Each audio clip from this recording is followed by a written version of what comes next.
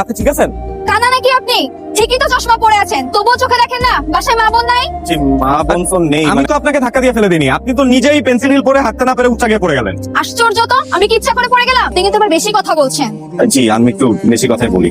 Sorry বলুন, sorry বলুন, তাদের লোকজনটাকে এখনই জড়ো করবো। কি দরকার? আপু শুনুন, দেখুন এই লোকটা আমাকে ইচ্ছা করে ধাক্কা মেরে ফেলে দিয়ে এখনো পর্যন্ত উনি আমাকে সরি বলছেন না। আমি সব দেখছি। উনি আপনাকে ধাক্কা কখন মারলো? আপনি নিজেই তো হোঁচট খেয়ে ওনার গায়ের উপর পড়ে গেলেন। ও আচ্ছা, তার মানে আপনি ওই দলেরই লোক? আমি ওনার দলের লোক হতে যাবো কেন? আমি ওনাকে চিনি, উনি ভালো মানুষ। শুধু ভালো মানুষই না, অনেক ভালো মানুষ। আর আপনার যদি দরকার পড়ে তাহলে আমি আপনাকে সার্টিফিকেটও দিতে পারি যে উনি ভালো মানুষ। থাক থাক, আর সার্টিফিকেট দেওয়া লাগবে না। চলেন এক কাপ চা খাই। সেটা হবে কৃতজ্ঞতা চা।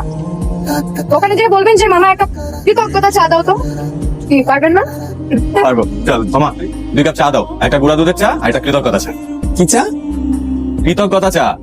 একটু বুঝাই কোন কৃতজ্ঞতা উনি দিন। এটা স্পেশাল, এটা নরমাল। থ্যাংক ও আরেকটা কথা, আমরা কিন্তু আজকে থেকে ফ্রেন্ড। আপনার ফোন নাম্বারটা দিন।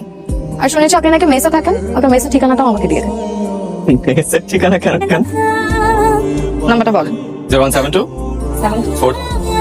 আমি এখন উঠি, আমি আপনাকে ঠিক রাত 11টা 33 মিনিট 54 সেকেন্ডে আপনাকে কল করবো।